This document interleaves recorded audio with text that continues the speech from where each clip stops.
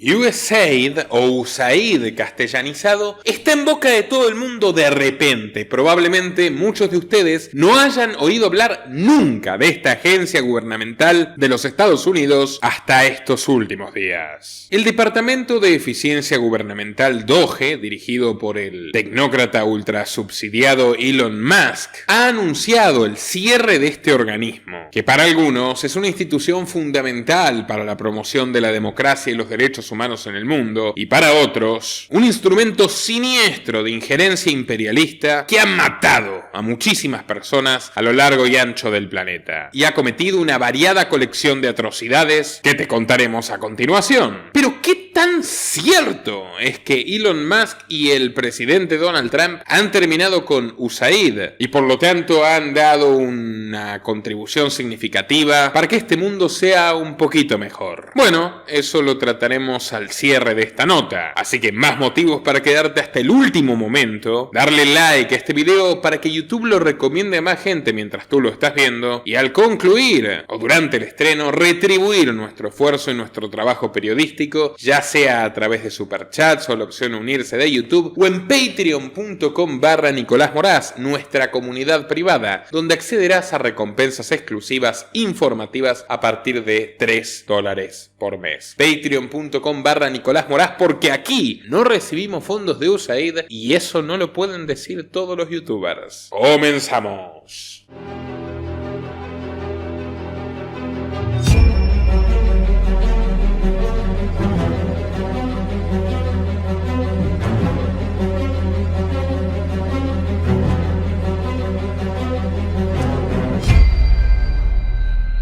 Dale clic al botón de suscribirse y no te olvides de activar la opción de recibir todas las notificaciones para no perderte de nada.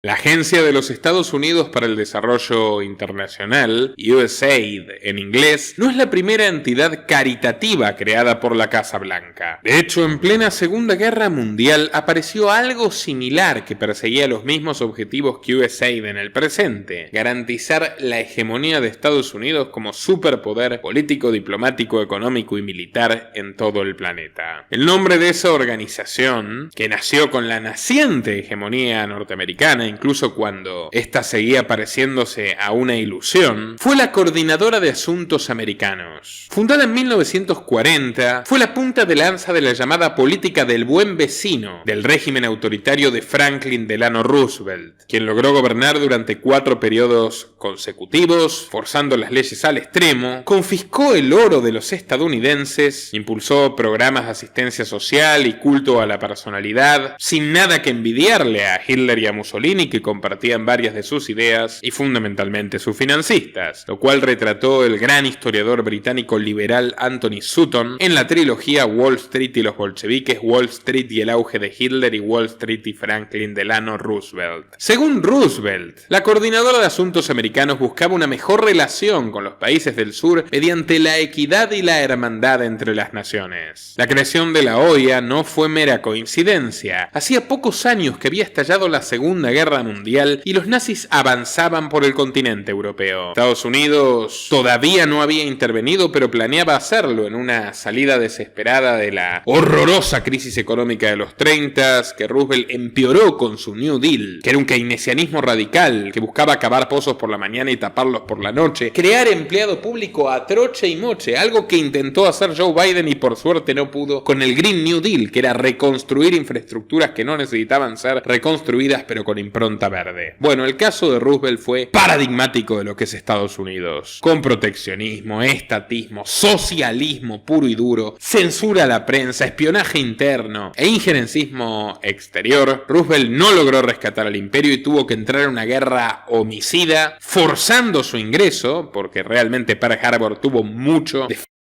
o como mínimo de ataque permitido, para luego terminar bombardeando todas las fábricas del mundo existentes y quedarse con un monopolio forzado de la producción mundial, que fue lo que produjo el baby boom y llevó a Estados Unidos al liderazgo económico, además de que obligó a sus aliados como Francia e Inglaterra a descolonizar como pago por la guerra para pasar ellos a controlar África y el sudeste asiático, con las terribles consecuencias que todos conocemos. Por supuesto, además de buena gana con sus aliados los soviéticos, que no eran tan enemigos, nunca fueron fueron tan enemigos y eso es lo que demuestra Sutton con documentos. Pero bueno, volvamos a 1940. Roosevelt todavía no había entrado a la guerra, pero quería entrar en la guerra, y planteó como objetivo de la coordinadora establecer políticas que detengan la influencia nazi en América Latina, su coto de caza personal, y asegurar la cooperación y alineación, la subordinación de dichas naciones con los esfuerzos de Estados Unidos por tomar el control mundial. Para ello utilizaron el concepto de panamericanización. Esto consistía en que las naciones americanas estaban unidas por factores geográficos e históricos. Asimismo, comparten intereses comunes que solo pueden lograrse mediante la colaboración y la guía de los Estados Unidos. Básicamente era un envoltorio bonito para la vieja doctrina Monroe, América para los americanos, que ya los había llevado a invadir Nicaragua y Cuba y anexar por la fuerza a Puerto Rico y a robarse más de la mitad de México, todo en el siglo XIX. Para tal fin desplegaban ahora una maquinaria de propaganda dirigida a mostrar el estilo de vida estadounidense como una meta ideal. Una de las vías fueron las películas que se realizaban de la mano de Walt Disney, a quien juro que le dedicaré su documental este año, a él y a toda la compañía, y también las del famoso Orson Welles. Otro de los instrumentos, subvencionado todo esto con impuestos de una sociedad empobrecida que se aglutinaba en villas de emergencia alrededor de las grandes capitales, porque así de destruida estaba la América de Roosevelt. Otra de las vías de propaganda fue la difusión en periódicos y radios de América Latina, a las cuales se le pagaban jugosos extipendios en dólares en forma secreta, se los sobornaba para hacer propaganda yankee, y la práctica perdura hasta hoy. De hecho, dotaban y dotan de equipos, de cámaras, de micrófonos, de consolas, de imprentas, de tinta. Se adueñan hasta materialmente de las redacciones para garantizar el control del pensamiento. Se transmitían programas con personajes célebres como héroes de la independencia, tiras que reunían a Bolívar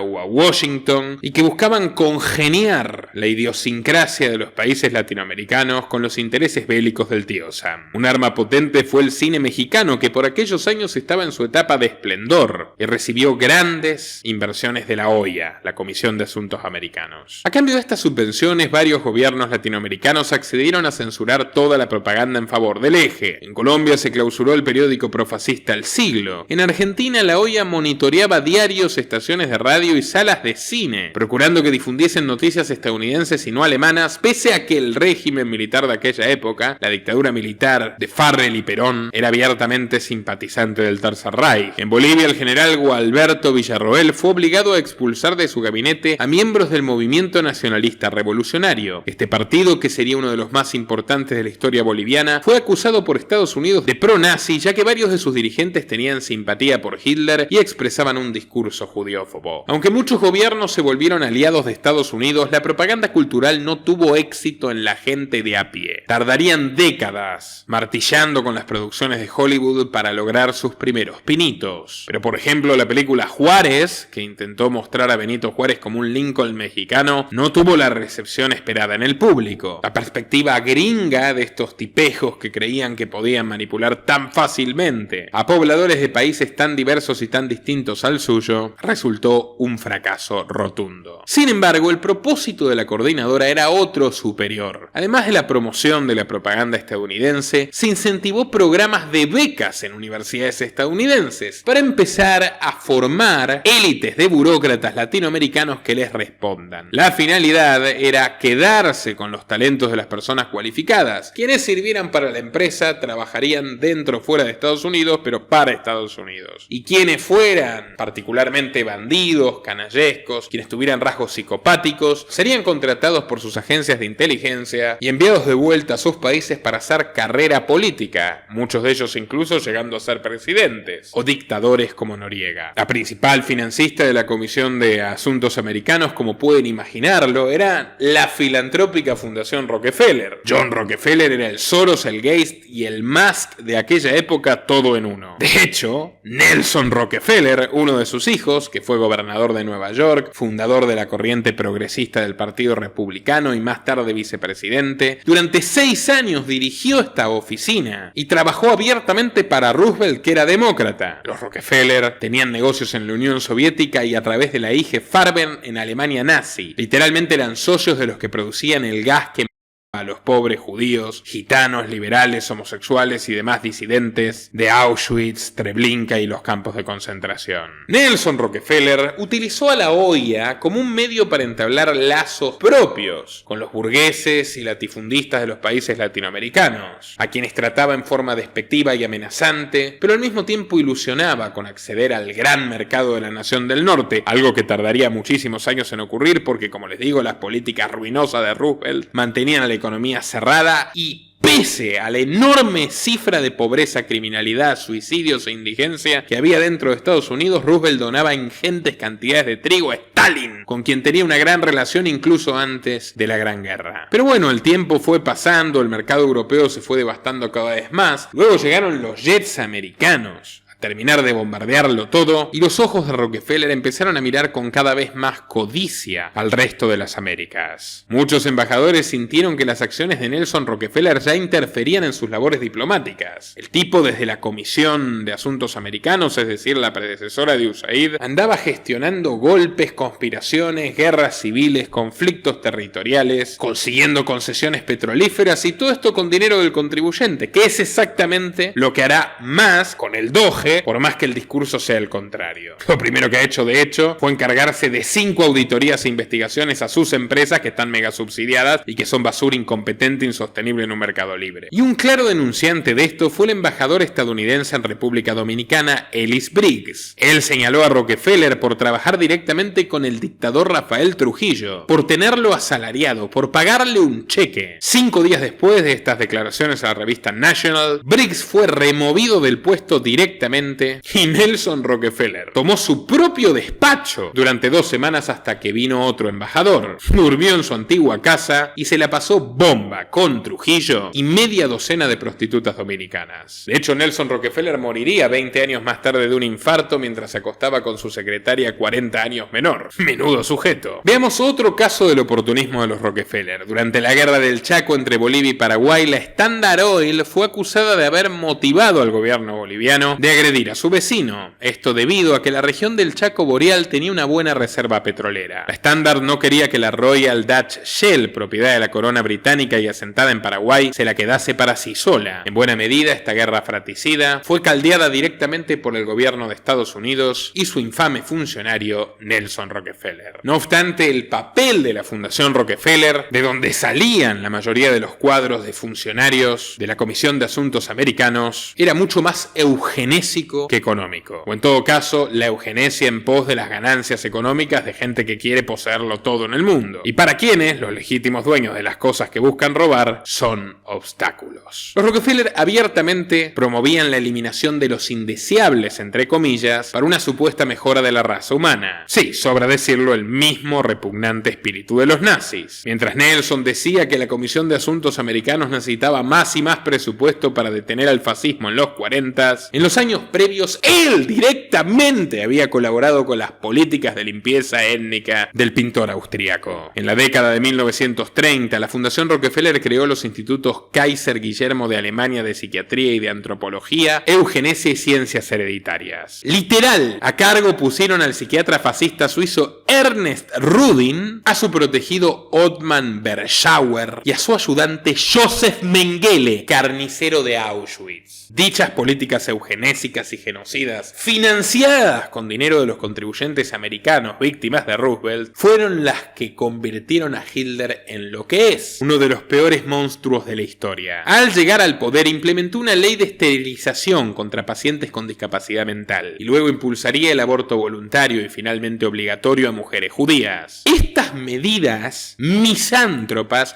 fueron celebradas por la Fundación Rockefeller. La Comisión de Asuntos Americanos intercedió para que el Congreso estadounidense no se pronuncie repudiándolas, y el periódico Eugenical News felicitó a Hitler. Una de sus colaboradoras era Margaret Sanger, una enfermera racista desquiciada, amiga del Clan, que acababa de fundar la red de clínicas abortistas Planet Parenthood, que hasta el día de hoy trabaja codo a codo con USAID en los 5 continentes. Margaret Sanger, por cierto, nombró a William Gates Sr., padre de Bill Gates, como primer presidente de su asociación. Y amigos, allí no acaba todo. Entre 1920 y 1950, los Rockefeller financiaron programas de control de natalidad en Japón de la mano de Margaret Sanger. El objetivo era evitar el crecimiento poblacional de este país asiático, al que le tiraron 2 bombas nucleares innecesarias, y que seguía siendo visto como una amenaza a los intereses estadounidenses, fundamentalmente por la eficiencia industrial que habían demostrado los japoneses. Las políticas de control de natalidad rindieron frutos en la posguerra cuando Japón legalizó el aborto por cuestiones sanitarias. Los Rockefeller argumentaron que la reducción poblacional era la única forma de permitir la reconstrucción de la sociedad japonesa, podándola de excesos demográficos que pudieran dar lugar al extremismo. Según ellos, más personas, más riesgos de que se rebelen contra los Rockefeller y el imperio estadounidense. Todo esto se va a formalizar luego cuando un empleado de los Rockefeller, Henry Kissinger, lleva adelante la política de Estado NSM 200 que persiste hasta hoy, razón por la cual, por ejemplo, Donald Trump mandó con USAID a Ivanka Trump y a Melania Trump a vender feminismo y políticas de natalidad en la Argentina de Macri. Ya la estuvieron dando charlas de empoderamiento femenino en Jujuy. Y el Banco Interamericano de Desarrollo de Trump, con dólares del gobierno estadounidense, financiaron con $200 millones políticas de género en Argentina, incluyendo el intento de estatización del aborto de Macri y el intento exitoso de establecer numerosas clínicas de castración a menores en la provincia de Buenos Aires bajo el gobierno de María Eugenia Vidal. Todo esto comienza con la semilla de los Rockefeller en la administración de Roosevelt en los años 30. Luego de la Segunda Guerra Mundial, Estados Unidos se convirtió en hiperpotencia junto a la Unión Soviética y consolidó su dominio económico en Occidente a través del Plan Marshall. El programa fue diseñado por el gobierno de Harry Truman, sucesor de Roosevelt que murió en el cargo, con el fin de ayudar a la reconstrucción de Europa tras la Segunda Guerra Mundial, pero en efecto lo que hacían era darle una carrada de dólares para que compren productos americanos tras haber bombardeado sus fábricas, excepto las fábricas que los Rockefeller tenían en la propia Alemania nazi. Sí, había fábricas estadounidenses que operaron durante toda la guerra, a esas no las bombardearon. En cambio, a las fábricas de empresarios privados franceses en Francia sí, con el pretexto de que podría haber algún nazi refugiándose. Realmente quien quiera estudiar el tema lea a Anthony Sutton porque es alucinante. El Plan Marshall, que es otro antecedente de USAID, se gastó $13.000 millones de la época en la reactivación económica de Alemania e Italia. Le dieron mucho menos a Francia y migajas al Reino Unido, 2 naciones a las que obligaron a descolonizar y que trataron peor que a las que habían sido sus enemigas.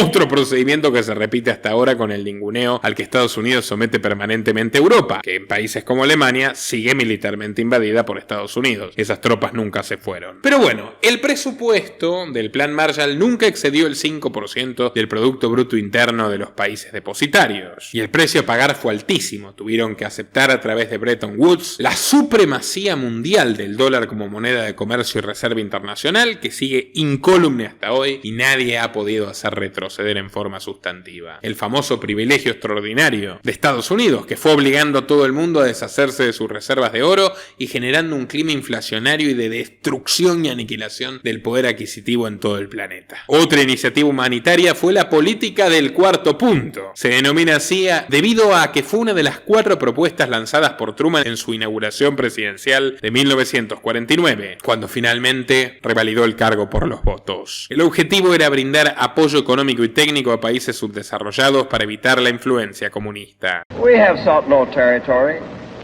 We have imposed our will on none. We have asked for no privileges that we would not extend to others. We have constantly and vigorously supported the United Nations and related agencies as a means of applying democratic principles to international relations. We have consistently advocated and relied upon peaceful settlement of disputes among nations. We have made every effort to secure agreement on effective international control of our most powerful weapon, and we have worked steadily for the limitation and control of all armaments. We have encouraged by precept and example the expansion of world trade on a sound and fair basis. Almost a year ago, in company with 16 free nations of Europe, we launched the greatest cooperative economic program in history. The purpose of that unprecedented effort is to invigorate and strengthen democracy in Europe so that the free people of that continent can resume their rightful place in the forefront of civilization and can contribute once more to the security and welfare of the world.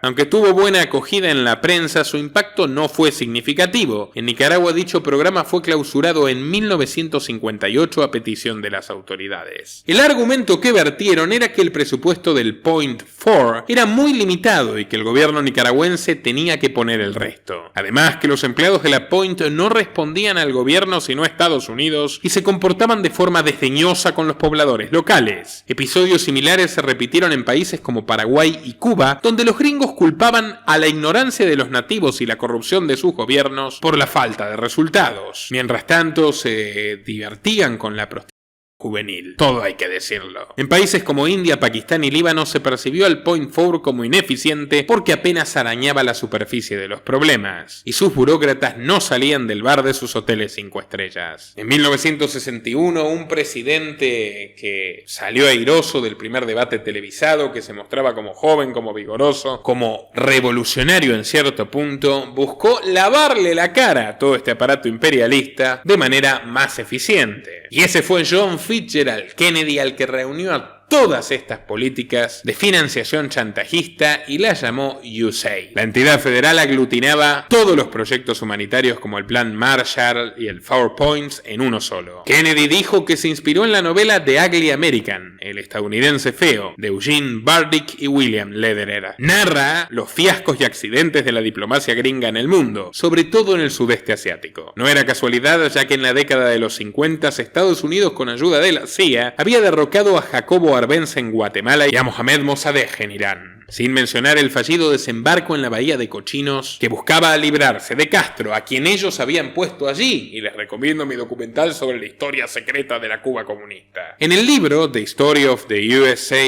Agency for International Development and America's UNAIDS Transformation of the World, el politólogo John Norris especifica que las intenciones de John Fitzgerald Kennedy con USAID era rebajar el paternalismo de las políticas e impregnar del idioma inglés, la cultura estadounidense y la política del Partido Demócrata a los países que ayudaban. Entonces ya no se trataba solamente de influir culturalmente en favor de Estados Unidos, sino en forma partidaria. Según él, para evitar la expansión comunista se debía desarrollar un plan a largo plazo, y Kennedy de hecho aspiraba a 20 años de gobierno demócrata ininterrumpido para conseguir sus objetivos. Planeaba que luego de él venga su hermano Robert, fantaseaba incluso en poner de candidata a Jacqueline, bueno, toda una historia relacionada a un tipo que estuvo a punto de llevar al mundo al apocalipsis nuclear definitivo con la crisis de los misiles con Rusia, y que ahora es recordado como un héroe por su asesinato, que sin duda perpetraron personas peores que él. Al respecto les recomiendo nuestro documental La verdad definitiva del caso Kennedy. Kennedy llegó a decir a viva voz que el papel de USAID sería mantener la llama de la libertad en el mundo, sin intervenciones militares. Además enfatizó que la ayuda debía enfocarse en los países pobres que buscaban ser autosustentables económicamente y resolver sus propios problemas, lo cual es una total incongruencia. ¿Cómo vas a resolver tus problemas recibiendo instrucciones y dinero de un acreedor externo? Al mismo tiempo advirtió que si aquellos esfuerzos se manejaban de manera incorrecta, todo sería en vano.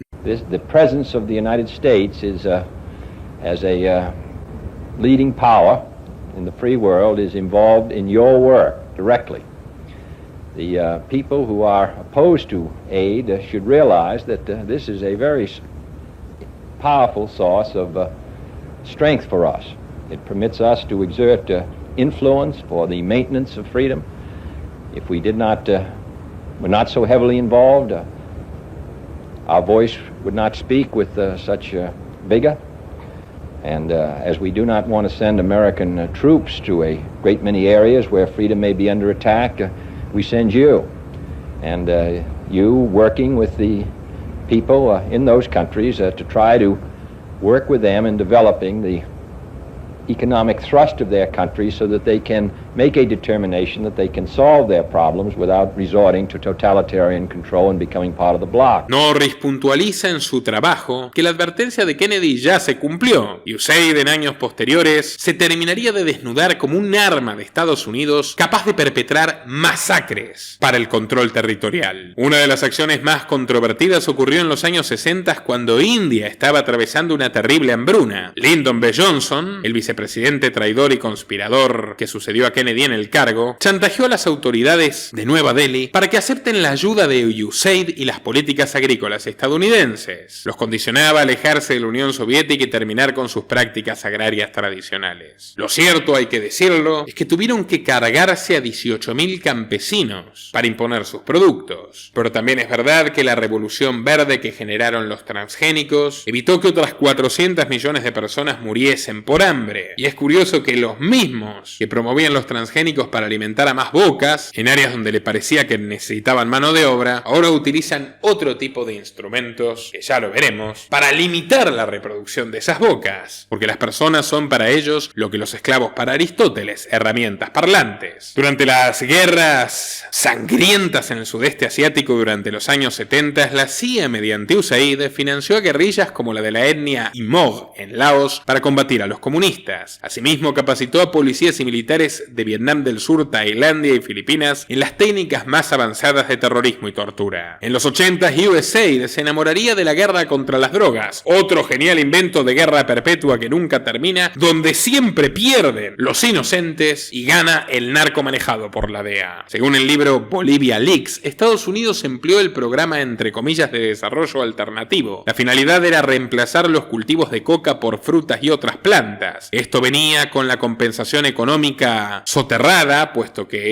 las tierras del altiplano no eran buenas para estos cultivos y la gente se iba a terminar muriendo de hambre, pero finalmente ese dinero, qué casualidad, se escapaba en armas, en vehículos o en handys para las grandes organizaciones narco que, por cierto, eran lideradas por el propio gobierno boliviano. Recordemos que en aquella época también estalló el escándalo Irán-Contra, donde se descubrió que la CIA financiaba a los paramilitares nicaragüenses con dinero obtenido por la venta de armas a Irán, que era un supuesto enemigo, en una guerra entre Irak e Irán donde Estados Unidos formalmente apoyaba a Irak, y la venta de crack en vecindarios afroamericanos dentro de Estados Unidos. Literalmente la CIA narcomenudeaba dentro de su propio territorio. Y ahora dicen que los cárteles mexicanos son terroristas. ¿Quiénes están detrás de los cárteles mexicanos? Los terroristas de Washington. Un problema similar sucedió en Afganistán. Luego de la aborrecible ocupación estadounidense en dicha nación de Asia Central, se propusieron la meta de reducir el tráfico de opio. Entre 2002 y 2017, USAID gastó más de 1.460 millones de dólares en programas de este tipo. Buscaban que los campesinos afganos reemplacen sus cultivos de adormidera milenarios por otro tipo de productos. No obstante, este dinero era usado justamente para traficar drogas a gran escala, incluso en aviones militares de Estados Unidos. Miren esta noticia. Aviones militares de Estados Unidos llevándose la heroína de Afganistán para venderla en Estados Unidos. ¿Cómo no van a tener que sobornar a toda la prensa del planeta si su operación es tan descarada? En Perú ocurrió uno de los casos más aberrantes de la historia de USAID. Yo lo cito a menudo. En 1995, Alberto Fujimori lanzó el Programa Nacional de Salud Reproductiva y Planificación Familiar 1996-2000. Fujimori ya era un dictador que se había realizado un autogolpe y disuelto al Congreso. Entonces manifestó que la planificación familiar era el futuro para los más pobres y evitarla sería una temeraria irresponsabilidad. Esto mismo lo pronunció en un discurso en una conferencia en Beijing,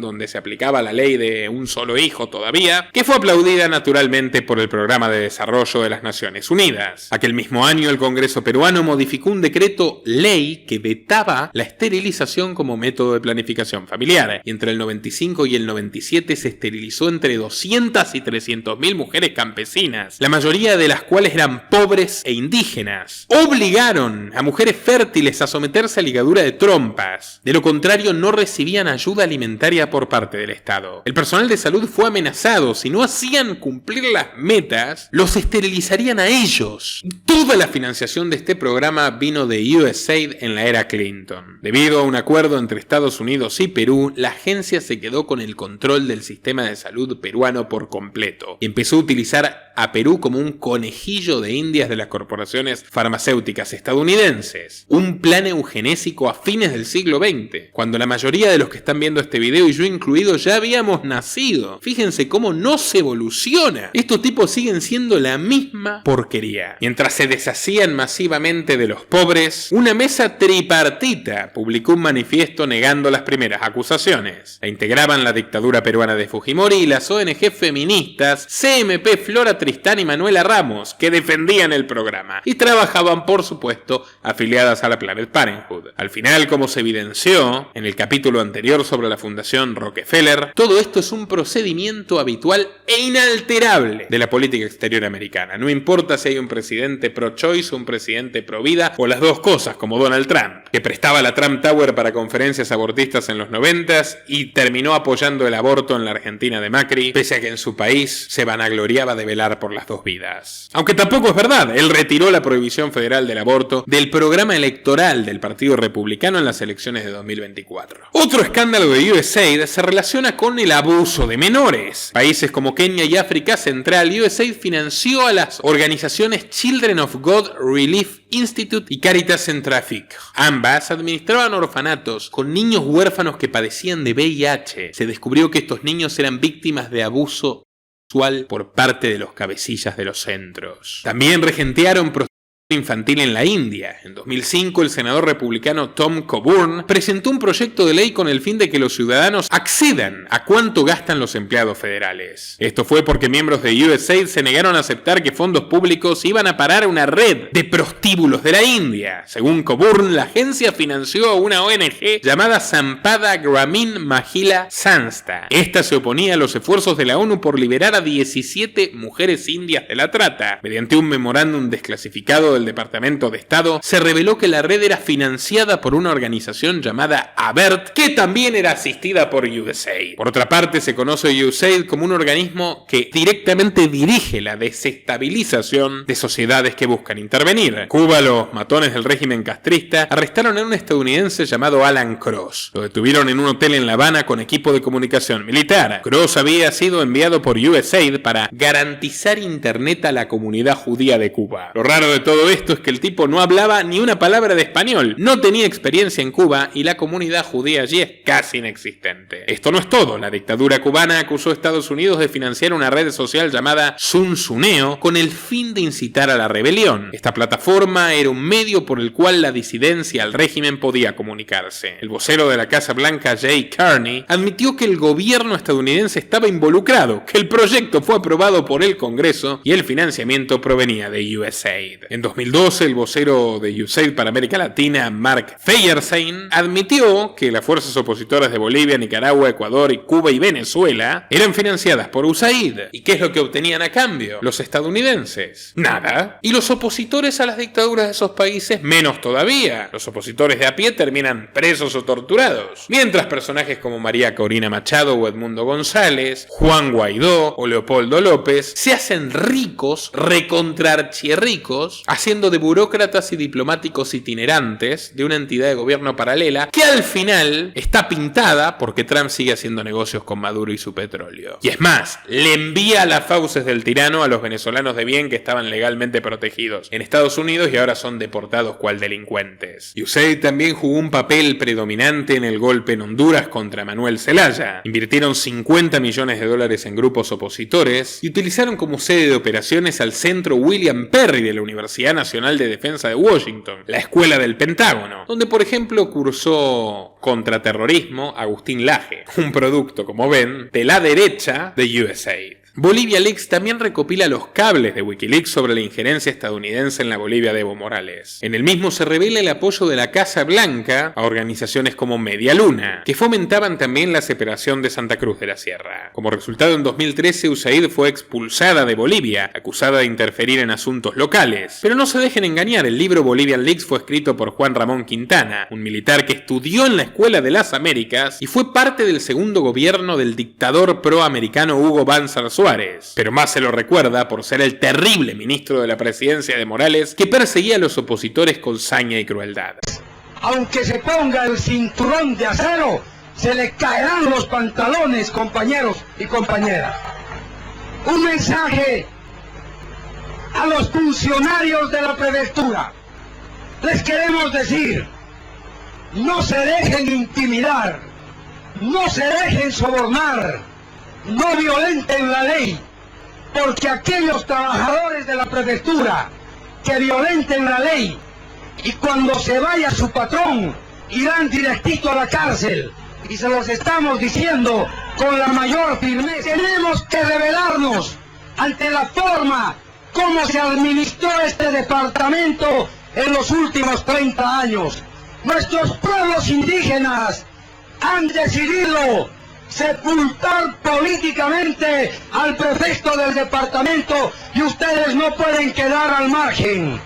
Tienen que contribuir, tienen que apoyar, tienen que colocarse en la misma línea de la historia de las comunidades campesinas. Allá, ¿qué es lo que nos dicen nuestros hermanos campesinos e indígenas?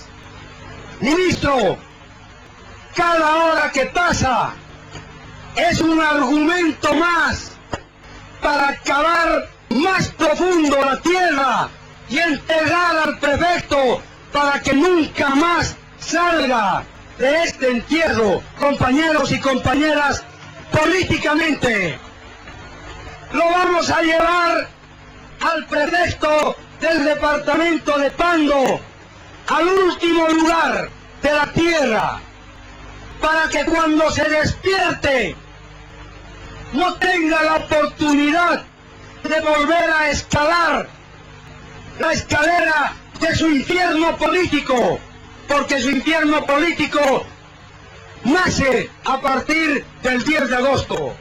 Y le pondremos, como todo pueblo noble, como todo pueblo patriota, como todo pueblo generoso, le pondremos un epitafio. Prefecto, que en paz descanse y conviva con los gusanos. Le vamos a colocar ese epitafio. Pero también, compañeros, si aún ese epitafio fuera insuficiente, lo que vamos a hacer como un pueblo noble, como un pueblo patriota, es invitarlo a que se convierta en el peón del prefecto de Santa Cruz y de Blanco Marinkovic, para que vaya a trabajar como siempre debía haberlo hecho, para que vaya a trabajar como un peón de su autonomía. En otras palabras, nuevamente, oficialismo y oposición manejados por el tío Sam.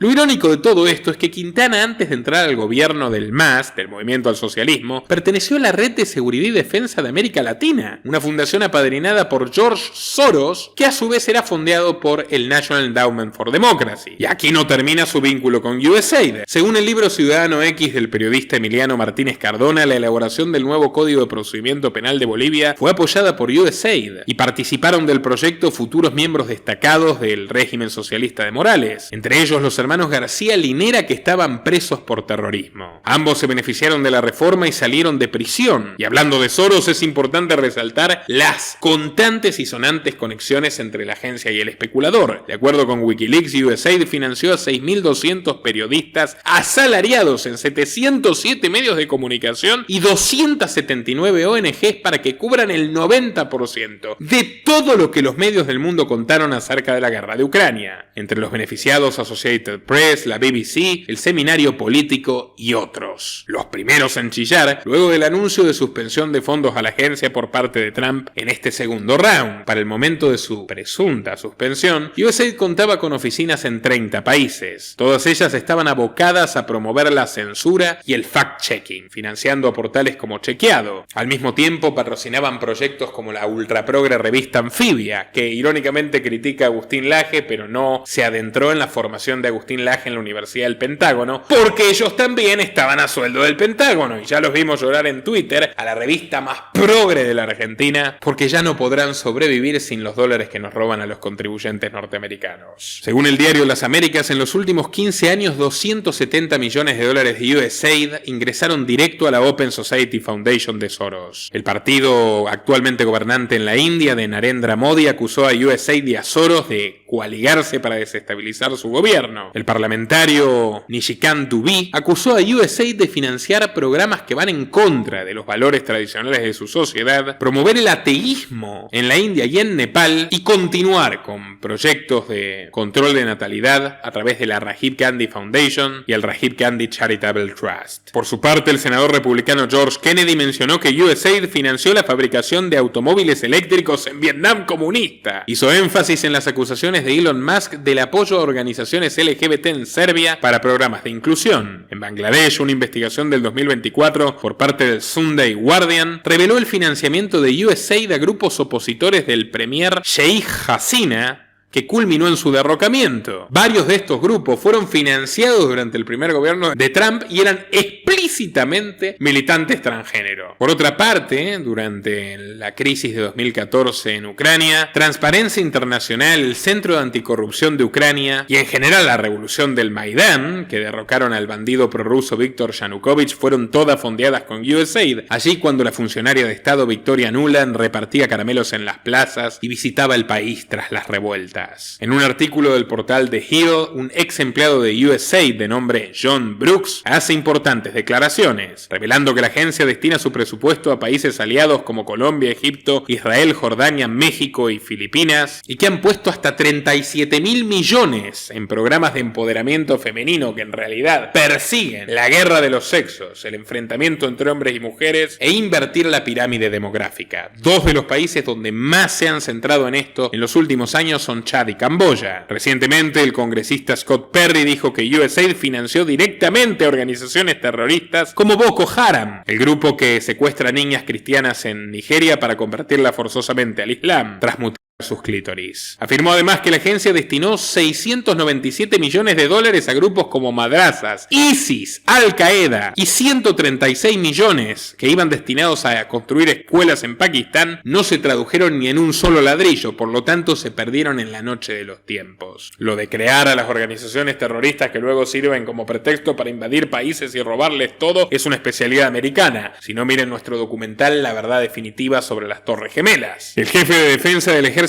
nigeriano Musa Christopher dijo en una entrevista a la cadena Al Jazeera que le parece extraño que haya varias organizaciones humanitarias como la ONU en el área donde opera Boko Haram y que nunca son víctimas de Boko Haram. ¿Será que en realidad Boko Haram es directamente una máscara de USAID? En su cuenta de X, el periodista Michael Schellenberger afirmó que USAID podría haber estado detrás del impeachment a Trump en 2019. Según un reportaje de Dropside News, la tramoya fue orquestada por la CIA y USAID mediante una organización llamada Organized Crime and Corruption Reporting Project. El fin era evitar que Trump investigue los turbios negocios de Hunter Biden en Ucrania. La OCCRP lanzó un informe donde señalaba a dos supuestos empresarios de origen soviético afincados en Florida. Estos señores eran los actores cruciales detrás de la cruzada contra los Biden. Además, dijeron que estos empresarios tenían conexiones con dos fiscales ucranianos que estarían vinculados a Rudy Giuliani, cercano al entonces mandatario y actual mandatario también. Esta fue la excusa perfecta para los demócratas y empezar su pedido de juicio político. Un documental de la cadena alemana NDR reveló que mediante funcionarios de USAID, la agencia aprobaba los trabajos y el personal para la OCCRP. Por su parte, el periodista Ryan Grimm reveló que la organización anticorrupción recibía financiamiento de las áreas de narcóticos y leyes del Departamento de Estado. Un Estado dentro del Estado que quería encargarse a su cabeza, o por lo menos a su cabeza simbólica o figurativa, que era Trump.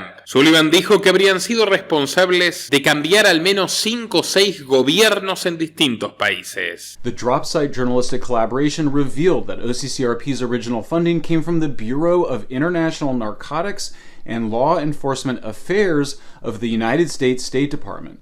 And it quotes a USAID official who says, Andrew was just nervous about being linked with law enforcement. Yeah. But why? Well, because sources maybe, right? If people that are going to give you information think, oh, you're just an arm of, you're just a cop, right? I mean, maybe it's a problem. Or and other governments, say you're trying to get into a country and do something, and then the government says, oh, what are you, law enforcement or not, right? Like, there's a need that the separation. The independence is important because if you lose that, you lose your sense of you know, it's a value. Your reputation is incredibly important. OCCRP does not operate like a normal investigative journalism organization in that its goals appear to include interfering in foreign political matters, including foreign elections, that are aimed at regime change. Sullivan told NDR, "We've probably been responsible for about 5 or 6 countries changing over from one government to another government. Because and getting and people, prime ministers indicted or thrown out." As such, it appears that the CIA, USAID, and OCCRP were all involved in the impeachment of President Trump in ways similar to the regime change operations that all 3 organizations engage in abroad.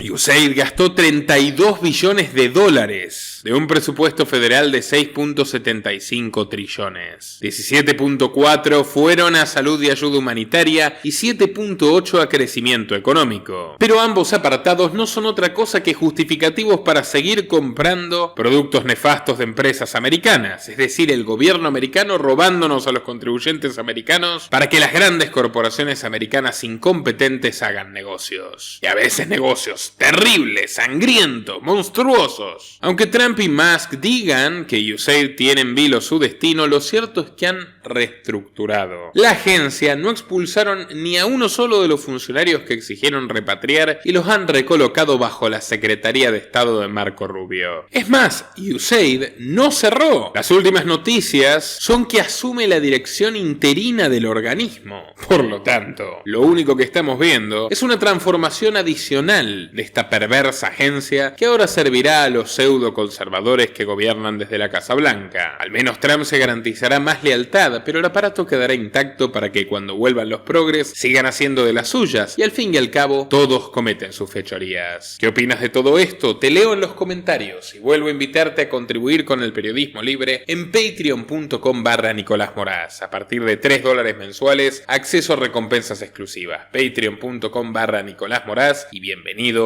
tu apoyo. Hasta la próxima. Nuestro trabajo depende de tu apoyo. Para que siga siendo posible, realiza tu aporte desde tan solo $3 por mes a través de Patreon, en los enlaces que figuran en la descripción o en el comentario fijado. También podés hacerlo vía Bitcoin o desde la opción Unirte de YouTube. Y si estás en Argentina, elegí el medio de pago de tu preferencia a través de Mercado Pago. Quienes nos apoyen en Patreon a partir de $5 mensuales tendrán acceso a análisis, entrevistas, conferencias y documentales exclusivos. También tenemos opciones para sponsors. Así que publicita con nosotros a través de patreon.com/Nicolás Moraz.